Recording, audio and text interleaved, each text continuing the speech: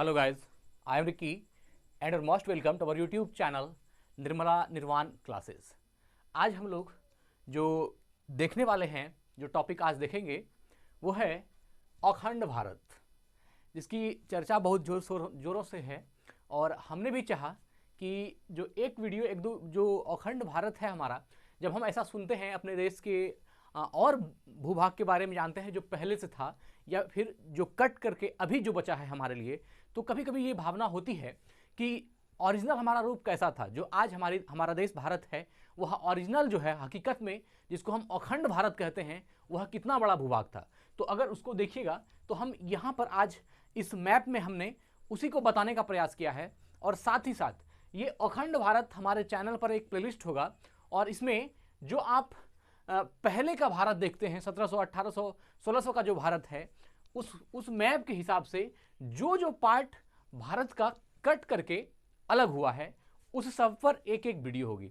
जैसे मान लीजिए हम क्या कह रहे हैं कि जैसे अखंड भारत का हिस्सा में ये पूरा मैप अखंड भारत का है। मतलब क्या, एक ऐसा भारत जब भारत खंडित नहीं था, अखंड मतलब जिसका कभी कोई खंड नहीं किया गया था, उसके पहले का जो भारत था। तो इस मैप में आप देख सकते हैं, यह है अफगानिस्तान, पाकिस्तान, पाक अधिकृत कश्मीर, चीन का कब्जा, जो अभी चीन के कब्जा का क्षेत्र है, ये हो गया तिब्बत, नेपाल, बांग्लादेश, म्यांमार जिसको ब्रह्मदेश भी कहते थे, और श्रीलंका। तो यह जो जितना पार्ट आपको बोर्ड पर दिख रहा है, हकीकत में हमारे भारत का जो ओरिजिनल स्वरूप था वह यही था। इसमें क्या हो गया, कुछ पार्ट कटते गए और कट कर अलग अलग देश बनते गए, है ना। और जबकि कहा जाए कि इसका मेन कारण क्या था, या इसको इन पार्टों को अलग होने में तो अंग्रेजों का बहुत बड़ा योगदान था। उन्होंने ही इसको एक तरह से कहिए तो अलग भी किया हमसे, लेकिन जो हकीकत ओरिजिनल रूप है हमारा, तो वो यही है ना। ये पूरा हम सिर्फ अभी जो भारत देखते हैं उसमें सिर्फ ये वाला मैप जो है ना, ना अफगानिस्तान दिखता है, ना पाकिस्तान दिखता है, ना तिब्बत जो चीन वाला क्षेत्र है ये भी नहीं दिखता, और म्यांमार और बांग्लादेश भी नहीं दिखता, भूटान और नेपाल भी नहीं दिखता। तो यह सब कंट्री नहीं दिखता है, लेकिन एक समय में यह था तो हमारा ही पार्ट, हमारे भारत का ही हिस्सा था। इसलिए हमको अपना अगर इतिहास जानना होगा, या भारत के इतिहास को हम जानने का प्रयत्न करेंगे या प्रयास करेंगे, या जहां से आप उसका आगाज कीजिएगा, तो बिना इन कंट्रियों को जाने हुए आप भारत का ओरिजिनल रूप नहीं जान सकते। क्योंकि मान लीजिए जब हमारा जो ओरिजिनल जो हमारा इतिहास है वह इसके साथ बना है, और जब यह धीरे धीरे समय के साथ एक अलग अलग कालखंड में अलग अलग होता गया, तो क्या आज हम उसको देखना छोड़ देंगे? क्या हम नहीं कहेंगे कि अफगानिस्तान हमारे भारत का हिस्सा था?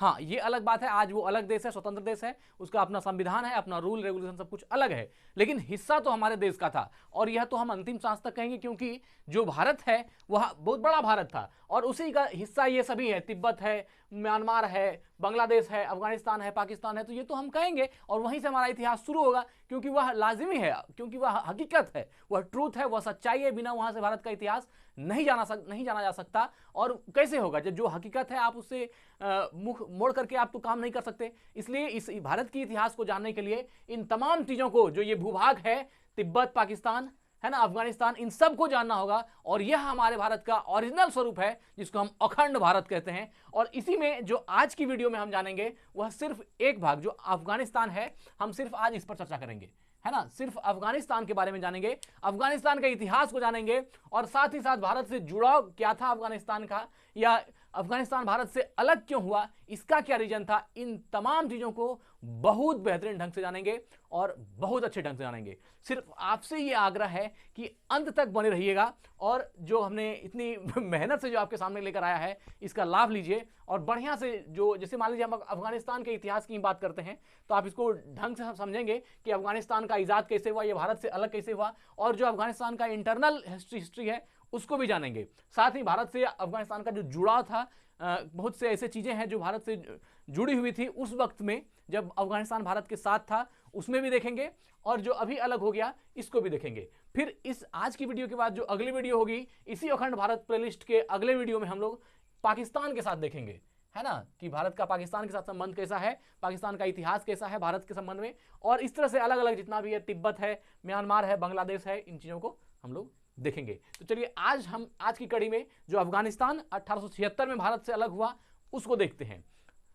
अफगानिस्तान 1876 में भारत से अलग हुआ, और यह आप मैप भी आपको यहां पर क्लियर दिख रहा होगा। इधर अफगानिस्तान के बाद जो यहाँ पर है आपका ये ईरान वाला क्षेत्र है। यहाँ तिब्बत के बाद ये जो तिब्बत वाला क्षेत्र है ये चीन का क्षेत्र है। आप जानते हैं, अगर आप मैप देखते हैं तो आपको पता ही होगा, ये चीन वाला क्षेत्र है। जो तिब्बत वगैरह जो है ये चीन के कब्जे में है, चीन का क्षेत्र हो गया। इधर जो है आपका ईरान है, अफगानिस्तान है, पाकिस्तान है। तो अफगानिस्तान एक पहले हिंदू राष्ट्र था, बाद में हिंदू राष्ट्र के बाद जब बौद्ध धर्म अपने चरम पर हुआ, चरमोत्कर्ष पर हुआ, तो वह एक बौद्ध राष्ट्र बना।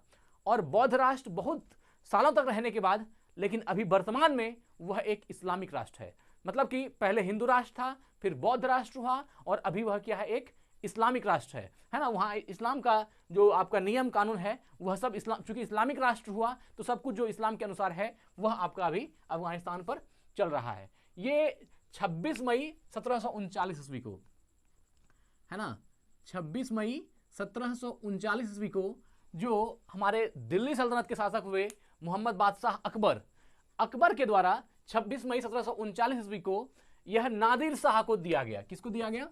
नादिर शाह को। यहीं से कहानी जो है आपका इसका स्टार्ट होता है। किसका? तो ये आपके अफगानिस्तान का 26 मई 1739 को जो भारत के दिल्ली सल्तनत के शासक थे अकबर, उन्होंने यह जो अफगानिस्तान क्षेत्र है यह किसको दिया? नादिर शाह को। जबकि 1739 में यह क्या था? भारत का हिस्सा था। ये सब भारत का हिस्सा जो आप हमारे बोर्ड पर जो मैप देख रहे हैं ये सबके सब भारत के हिस्सा थे, जिसमें 26 मई 1739 को नादिर शाह को दिया गया।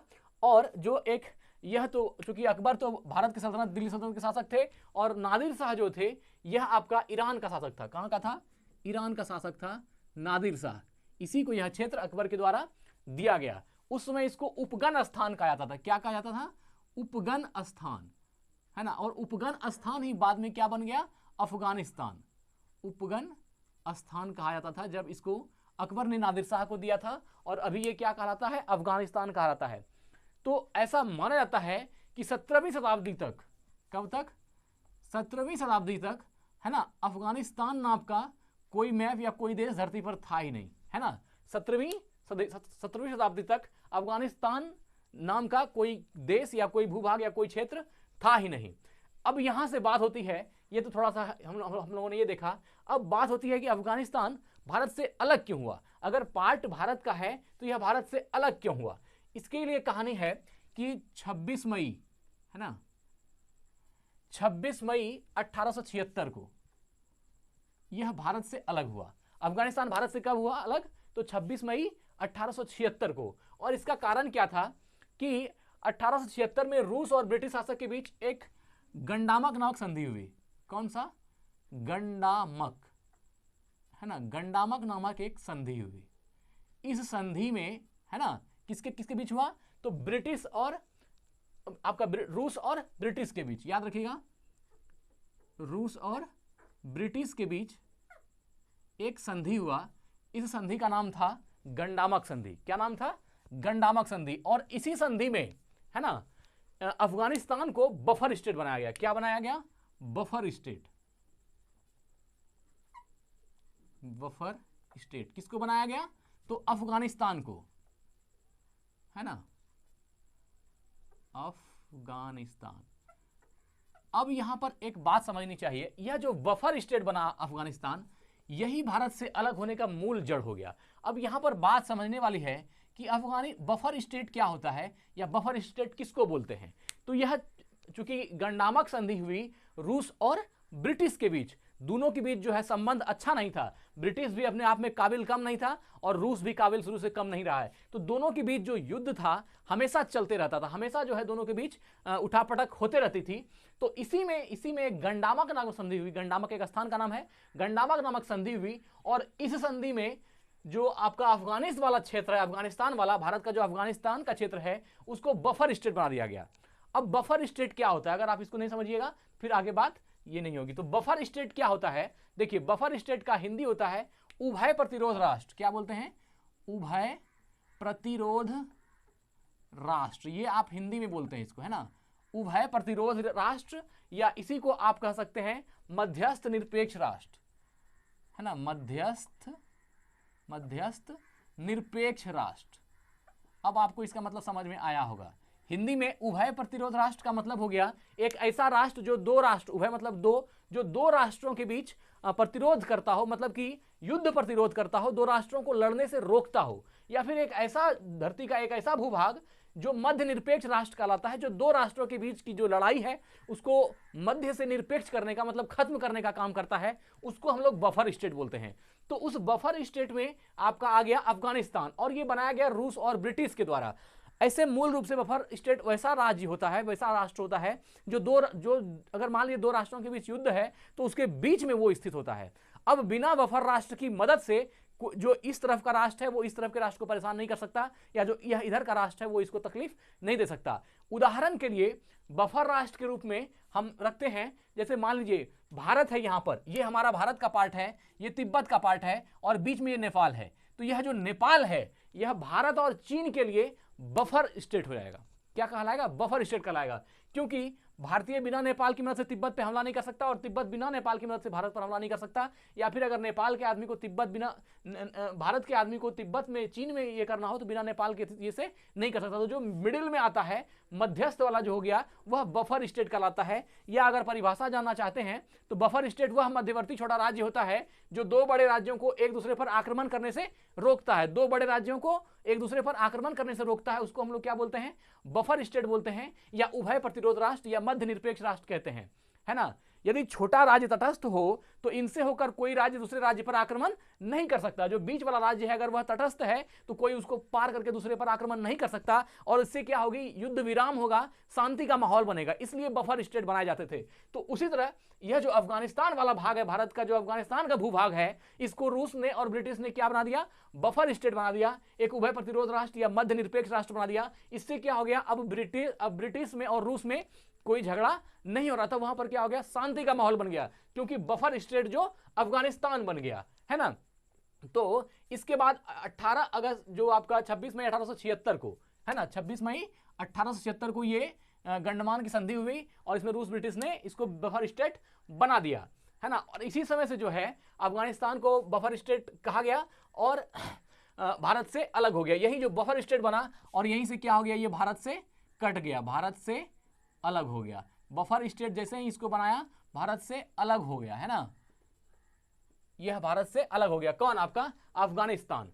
इसके बाद 18 अगस्त 1919 को, कब? याद रखिएगा, 18 अगस्त, है ना, 18 अगस्त 1919 ईस्वी को यह देश ब्रिटिश शासन से भी आजाद हो गया। यह क्या हो गया?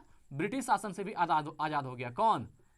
तो अफगानिस्तान। आप जानते हैं ब्रिटिश शासन का तो पूरे भारत पर सब जगह कब्जा था, तो जब सब जगह कब्जा था तो अफगानिस्तान पर भी कब्जा था। तो अफगानिस्तान जो बफर स्टेट अलग हो गया था, है ना। तो यहां से आपको एक बात समझ में आ गई होगी कि अफगानिस्तान अलग कैसे हुआ। यह जो बफर स्टेट बनने वाला जो काम हो गया, यही चीज जो है उसको भारत से कटने, मतलब कि काटने के लिए जो समझिए कि जिम्मेदार हो गया। यह बफर स्टेट होना ही, अफगानिस्तान को बफर स्टेट बनाना ही जो है वह भारत से अलग होने का सिंबल हो गया, अलग हो गया। और इसके बाद जो है जब भारत से अफगानिस्तान अलग हो गया तो अब वहां पर ब्रिटिश शासन अलग हो गया और भारत पर ब्रिटिश शासन अलग हो गया। अब अफगानिस्तान पर ब्रिटिश शासन जब अलग हुआ तो अफगानिस्तान एक अलग कंट्री बन गया और भारत एक अलग कंट्री हो गया। तो अब अफगानिस्तान की जो आज़ादी ब्रिटिश से हुई वह 18 अगस्त 1919 को हुई। मतलब अफगानिस्तान जो है भारत से 18 अगस्त 1919 को अलग हो गया, स्वतंत्र हो गया, जबकि हमारा देश भारत 15 अगस्त 1947 को आजाद हुआ। तो देखिए, एक 1919 को आजाद हुआ और एक 1947 को आजाद हुआ। आप यहीं से समझ सकते हैं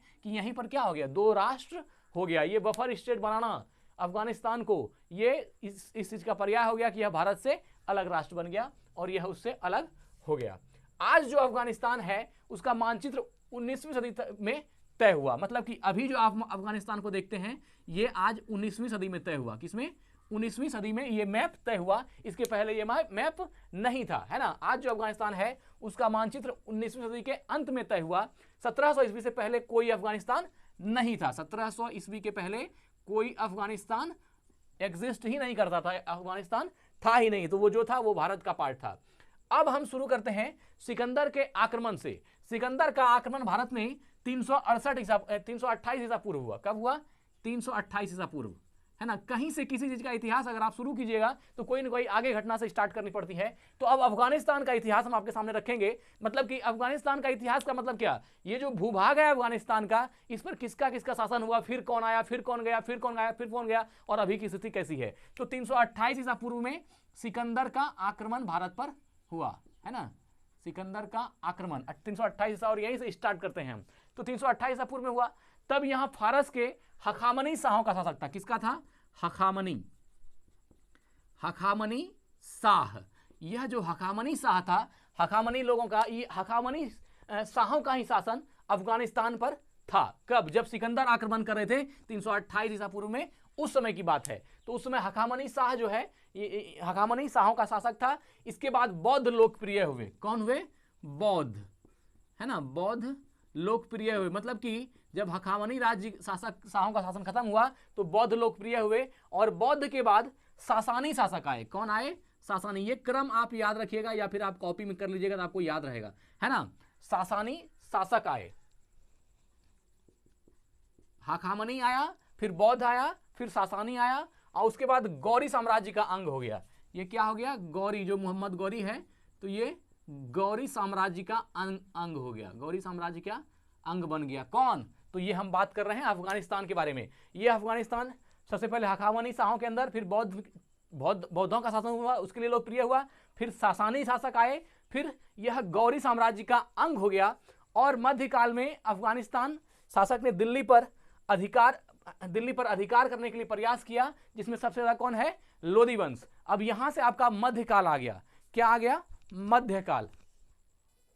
अब मध्यकाल में जो है ना, अफगान पर शासन के लिए, है ना, दिल्ली पर अधिकार के प्रयास में बहुत सारे वंश ने प्रयास किया, जिसमें कि आपका लोदी वंश प्रमुख है। क्योंकि अफगानिस्तान से जो भारत का हिस्सा था, तो यहां से दिल्ली भी अब ज्यादा नजदीक नहीं था, इसलिए जो अफगानिस्तान शासक थे वो दिल्ली सल्तनत पर भी अपना कब्जा करने का प्रयास करते थे। और मध्यकाल में इस प्रयास में सबसे प्रमुख नाम किसका आता है?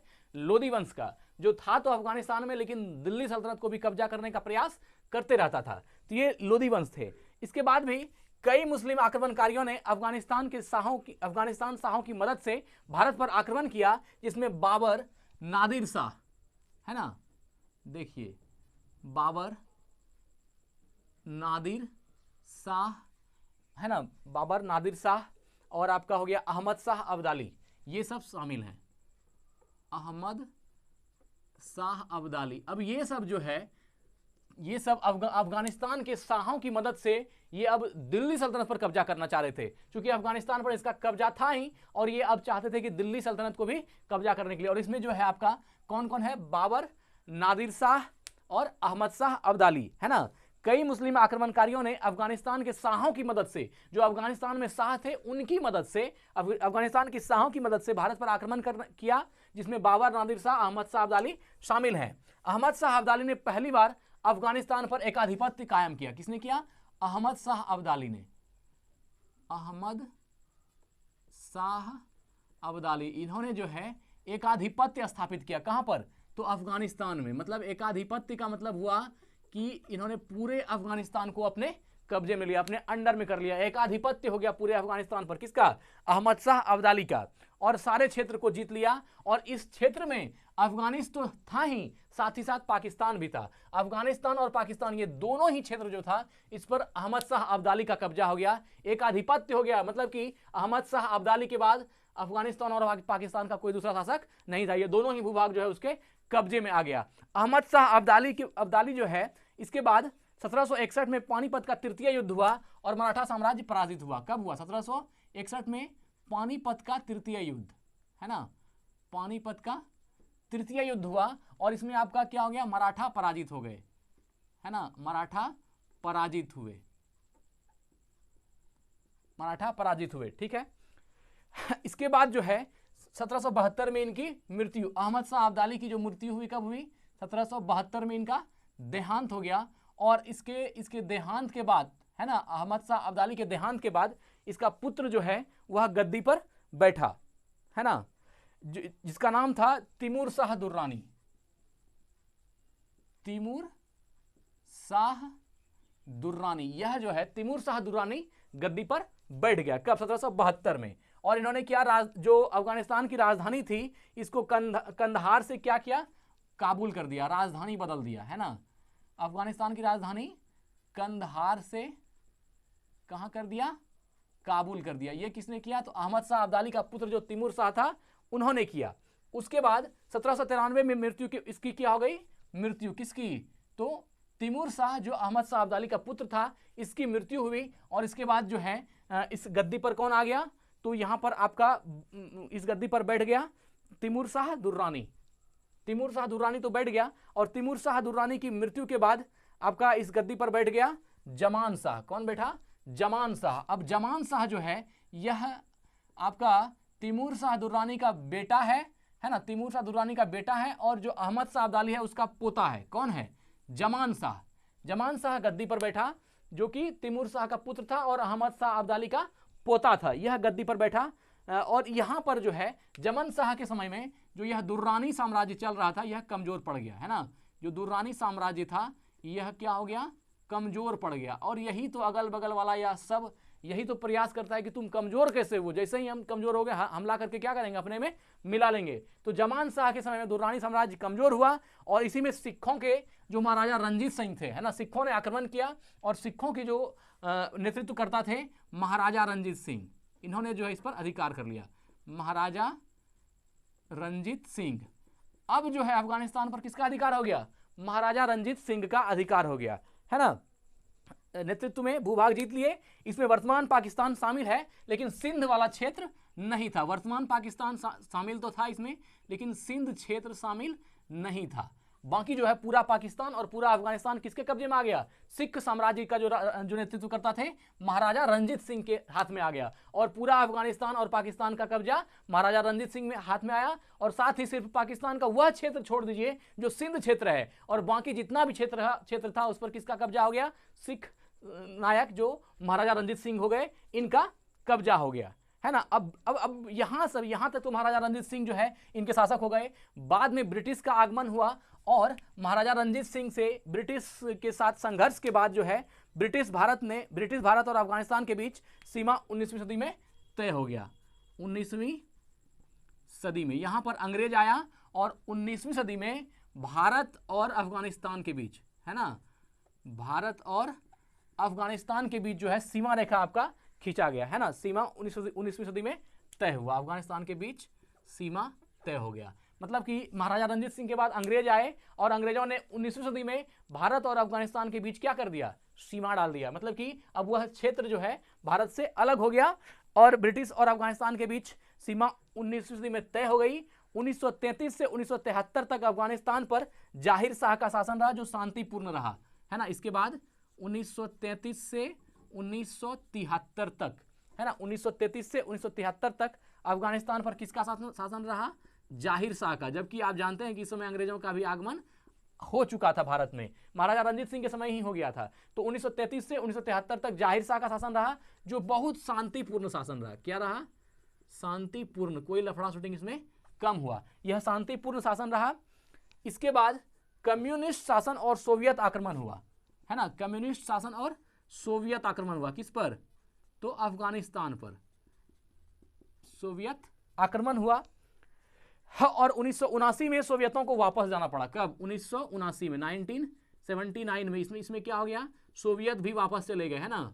सोवियत आक्रमण था, लेकिन सोवियत क्या हो गया, वापस चला गया, क्योंकि वहां का जो एक संगठन था, है ना, इसको भगाने में मुजाहिदीन का प्रमुख हाथ था। किसका था, मुजाहिदीन का प्रमुख हाथ था, मुजाहिदीन। इन्होंने क्या किया, सोवियतों को वहां से खदेड़ दिया। मुजाहिदीन ने सोवियत को वहां से खदेड़ा, कहां से, अफगानिस्तान से। और वहां पर किसका कब्जा हो गया, मुजाहिदीन का।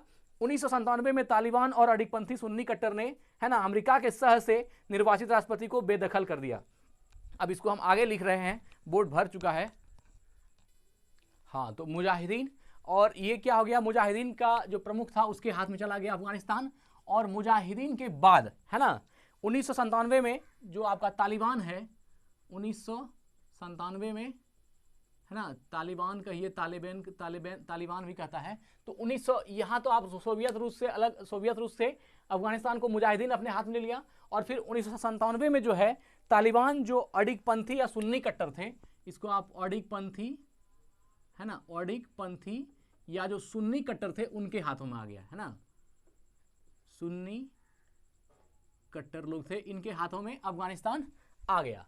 अब यहां पर होता है कि मुजाहिदीन लोग कौन हैं, तो जो जिन्होंने कि सोवियत संघ से, सोवियत रूस के सेनाओं को भगाया और उस पर अफगानिस्तान पर कब्जा किया, तो ये जो मुजाहिदीन है, ये मुजाहिद का एक बहुवचन रूप है। मुजाहिद को जब प्लुरल कीजिएगा तो वो मुजाहिदीन बनता है, और मुजाहिदीन का अर्थ होता है, या मुजाहिदीन जो है वह इस्लामिक गोरिल्लों को जो जिहाद में संलग्न है मुजाहिदीन कहलाता है। जो इस्लामिक गोरिल्ला होता है वह जो जिहाद के लिए संलग्न है उसको क्या बोलते हैं, मुजाहिदीन। और मुजाहिदीन के बाद 1997 में ये आ गया तालिबान औडिक पंथी जो सुन्नी कट्टर था उसके हाथ में। अब यहाँ पर तालिबान क्या है, तो तालिबान जो है, तालिबैन भी इसको बोलते हैं, इसका शाब्दिक अर्थ होता है ज्ञानार्थी, है ना, शाब्दिक अर्थ होता है ज्ञानार्थी। इस तालिबान का शाब्दिक अर्थ ज्ञानार्थी होता है, और इसमें ऐसे छात्र होते हैं जो इस्लामिक कट्टरपंथी की विचारधारा पर विश्वास करते हैं। जो इस्लामिक कट्टरपंथी विचारधारा है उस पर जो लोग विश्वास करते हैं, उस पर जो छात्र विश्वास करते हैं, उसको क्या कहेंगे, तालिबानी कहेंगे, है ना, यह विश्वास रखता है।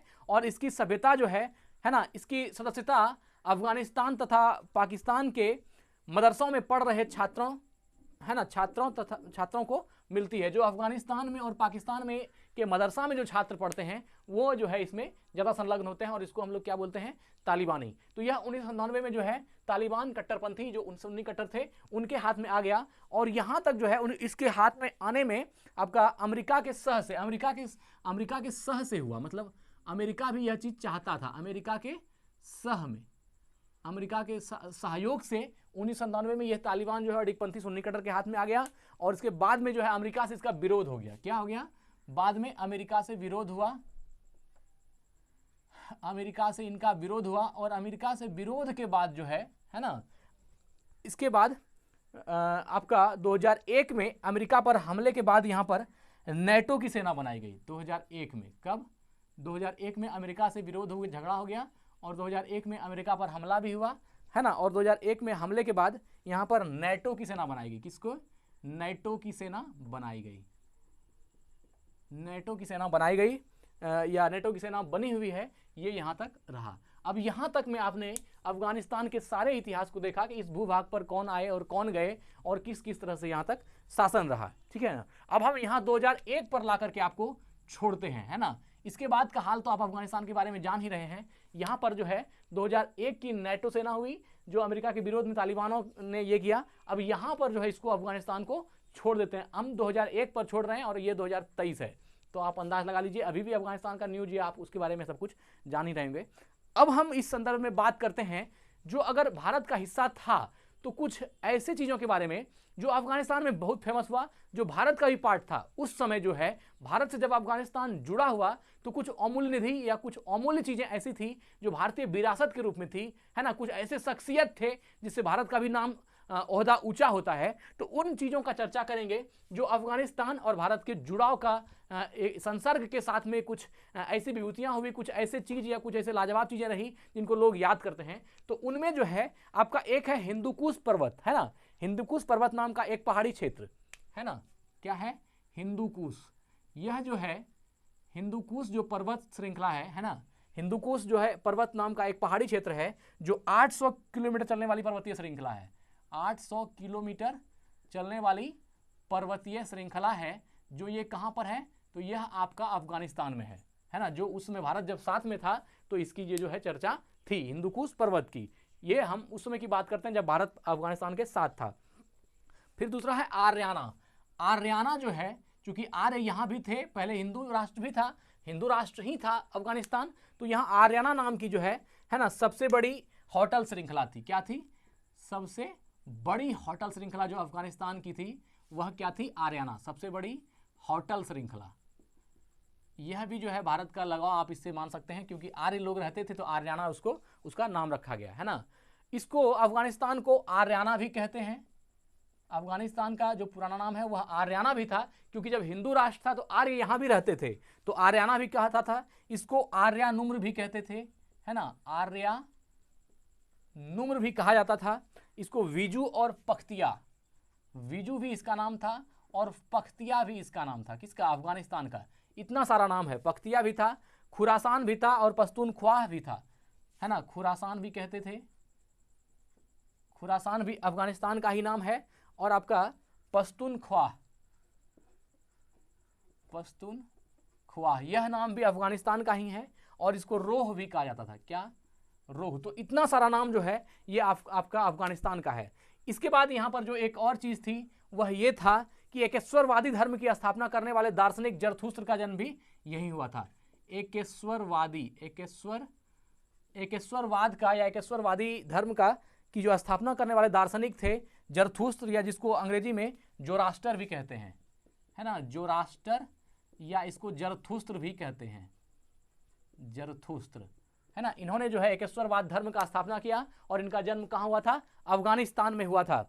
ऐसा इनके बारे में कहा जाता है, जरथुस्त्र के बारे में, कि ये पारसी समुदाय से थे और प्रेम और दया की साक्षात मूर्ति थे। मतलब प्रेम दया जो है इनके हृदय में निवास करती थी, और समाधि जब अपने जीवन में समाधि में रहते थे तो समाधि से निवृत्त होने के बाद ये लोगों की सेवा करते थे। ये कहा जाता है जोरास्टर, या जिसको जरथुस्त्र कहते हैं, उनके बारे में। यह पीड़ितों की सेवा करते थे, है ना, रोगी की परिचर्या करते थे, और भार पीड़ित पशुओं का बोझ भी स्वयं ढोते थे। अगर कोई भार पीड़ित जानवर है तो उसका बोझ जो है अपने ऊपर जो है लेकर के उसको, मतलब कि भार पीड़ित पशुओं की मदद करते थे। ये थे जोरास्टर, ये थे जरथुस्त्र। वृद्धों की सेवा करना, दृष्टिहीनों की सेवा करना, और यही इनकी दिनचर्या थी। किसकी? तो यह जो एकेश्वरवादी धर्म के संस्थापक थे आपके जोरास्टर या जरथुस्त्र, उनकी।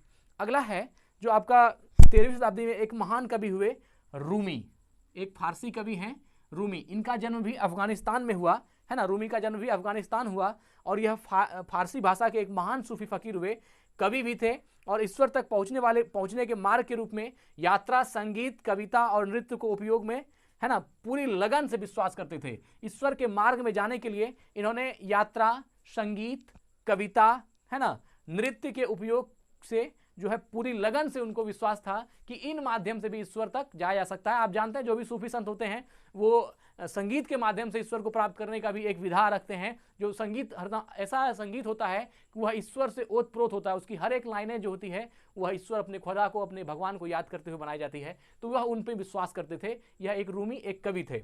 और रूमी की जो सबसे ज्यादा चर्चा ये है कि इसने एक मसनवी ए मनावी, है ना, मसनवी ए मनावी, यह जो है एक ग्रंथ लिखा, मसनवी ए मनावी। इसके लिए रूमी बहुत ज़्यादा फेमस हैं। यह एक जो है आध्यात्मिक दोहे के लिए जाना जाता था। यह एक आध्यात्मिक दोहे की पुस्तक थी, है ना, आध्यात्मिक दोहे की पुस्तक थी, और इसके लिए रूमी बहुत ज़्यादा फेमस हुए। विश्वविख्यात रूमी जो है इसी मसनवी ए मानवी, जो एक आध्यात्मिक पुस्तक थी, है ना, आध्यात्मिक दोहे की पुस्तक थी, इसके लिए रूमी को याद किया था, जो इसकी बेहद ही बेहतरीन कृति में से एक शामिल है, जो अफगानिस्तान का रूमी था। इसके बाद आता है धृतराष्ट्र की पत्नी गांधारी। गांधारी जो आप जानते हैं, आज जो आपका, है ना, अफगानिस्तान है, अफगानिस्तान का जो यहाँ वाला क्षेत्र है इसको गांधार कहते थे। और गांधार से ही आप महाभारत में गांधारी को जानते हैं। गांधारी वो थी जो धृतराष्ट्र की पत्नी थी, जिन्होंने कहा कि अगर मेरा पति अंधा है ना, उनको अगर आंख नहीं है तो हम भी जीवन भर नहीं देखेंगे। और यह सिद्धांत वाली जो धृतराष्ट्र की वाइफ थी, जो गांधार की थी, जिसको गांधारी भी कहते हैं, तो वह भी गांधार क्षेत्र जो गांधारी है वह आपका अफगानिस्तान का क्षेत्र है। तो यह भी जो है महाभारत की एक आप अमूल्य निधि के रूप में जान सकते हैं गांधारी को, जो इतना पतिव्रता नारी थी कि अगर उसके पति को नहीं दिखता था तो उन्होंने आजीवन कभी देखा ही नहीं। और आंखों में इतनी एनर्जी हो गई कि जब महाभारत युद्ध हुआ, बाद में जब उन्होंने दुर्योधन को देखा अपनी आंखों से पट्टी हटा करके, तो उसका पूरा शरीर वज्र का हो गया था, इतनी ताकत जो है उनकी आंखों में थी। तो ये हो गया गांधारी। और जो है एक आपका महान संस्कृत व्याकरणाचार्य पाणिनि, है ना, पाणिनि, जिसका नाम कि आपने सुना ही होगा। ये महान संस्कृत व्याकरणाचार्य थे पाणिनि, इनका जन्म भी अफगानिस्तान में हुआ। अब पाणिनि के बारे, वही पाणिनि जो कभी गुरुकुल में विद्या अध्ययन करने के लिए गए थे, और उन्होंने कहा कि मेरे हाथों में देखिए गुरुजी विद्या की रेखा है कि नहीं। तो उसके गुरुजी ने कहा कि नहीं, तुम्हारे हाथों में विद्या रेखा नहीं है। तो उन्होंने कहा कि विद्या रेखा कैसे होगी? तो उसके गुरु ने बताया कि अगर ये रेखाएं ऐसे कट जाती यहाँ से तो ये विद्या रेखा बन जाती। और ये सुनने के बाद पाणिनि ने चाकू निकाला और अपने हाथ जो रेखा गुरुजी ने बताया था कि ये ऐसी होनी चाहिए तो विद्या रेखा बनेगी, उन्होंने अपने चाकू से वैसी रेखा अपने हाथ में बना दी थी। मतलब कि हाथ को काट करके, वो रेखा अगर मुकद्दर में नहीं था तो उसको चाकू से काट करके अपने हथेली पर बनाने वाले जो आपका विद्वान थे वो आपका पाणिनि हैं जो आपके अफगानिस्तान से ही बिलोंग करते हैं। तो यह भी हो गया जो महान व्याकरणाचार्य हुए पाणिनि अपने समय में, ये महान संस्कृत व्याकरणाचार्य पाणिनि। साथ ही गुरु गोरखनाथ का भी संबंध जो है इससे बताया जा रहा है, अफगानिस्तान से बताया जाता है, लेकिन गुरु गोरखनाथ के बारे में हम कंफर्म नहीं है, लेकिन हाँ ये बातें हैं कि गुरु गोरखनाथ का भी अफगानिस्तान से संबंध बताया जा रहा है। और बौद्ध काल में अफगानिस्तान की राजधानी बामियाना मानी जाती थी। कहाँ मानी जाती थी? बामियाना। बामियाना ये बौद्ध काल में जो है, जब बौद्ध काल था तो उस समय अफगानिस्तान की राजधानी बामियाना मानी जाती थी। तो मित्र, आज की इस अखंड भारत कड़ी में अब हम इससे ज़्यादा नहीं, बस यहीं पर इस वीडियो को एंड करते हैं। और आज की कड़ी में हमने अखंड भारत में जो पहला भूभाग था हमारा अफगानिस्तान, जो ईरान के बगल में है, हमने इसको देखा। अफगानिस्तान के इतिहास को आपके सामने रखने का प्रयास किया, जहाँ तक संभव हो सका हमने उसको रखने का प्रयास किया। और ये ट्रूथ है, इसमें कहीं कोई तरह का कोई ये नहीं उठ सकता। इसलिए अफगानिस्तान को हमने देख लिया। अगली वीडियो जो अखंड भारत प्लेलिस्ट में हमारी निर्मला निर्वाण क्लासेस की चैनल पर आएगी, वो होगी पाकिस्तान का इतिहास। इसमें हम लोग अपना पड़ोसी मुल्क जो पाकिस्तान है ना, इसके बारे में हम लोग देखेंगे, पाकिस्तान के इतिहास को देखेंगे। और इसी तरह फिर पाकिस्तान के बाद अगली जो होगा तिब्बत होगा, बांग्लादेश, म्यांमार जो हो जाए, फिर हम अगला वीडियो में लेकर के आएंगे, एक ओर से सबको देखेंगे। और जो हमारा सिर्फ मकसद इतना है कि जितना बड़ा भूभाग पर हम शासक थे, जितना बड़ा हमारा क्षेत्र था, वह क्षेत्र तो अब नहीं रहा। अब अफगानिस्तान को कुछ भी करें ये भारत का अंग नहीं हो सकता, कुछ भी करें बांग्लादेश या तिब्बत जो है हमारा नहीं हो सकता। लेकिन हाँ, एक बात है कि अपने इतिहास को जानना भी हमारा जिम्मेदारी है, हमारी दायित्व भी बनता है कि हम अपना इतिहास को जानें। और इसलिए हमने इस चीज़ को इस प्लेलिस्ट में रखने का प्रयास किया, ताकि जो लोग देखें वो अपने इतिहास को, अपने गौरवमय इतिहास को जानें और हमारा भारत कितना बड़ा था इस चीज़ को जाने। इसी उद्देश्य से हमने ये अखंड भारत प्लेलिस्ट में अलग अलग कंट्री का जो टूट करके भारत से अलग अलग हिस्सा हुआ, उसके बारे में हम स्पेसिफिक वीडियो बनाएंगे, स्पेशल वीडियो बनाएंगे और उसकी जानकारी उसमें देने का प्रयास करेंगे। तो ठीक है, आज यही वीडियो को एंड करते हैं। स्वस्थ रहें, अपना ख्याल रखें। जय हिंद, जय भारत।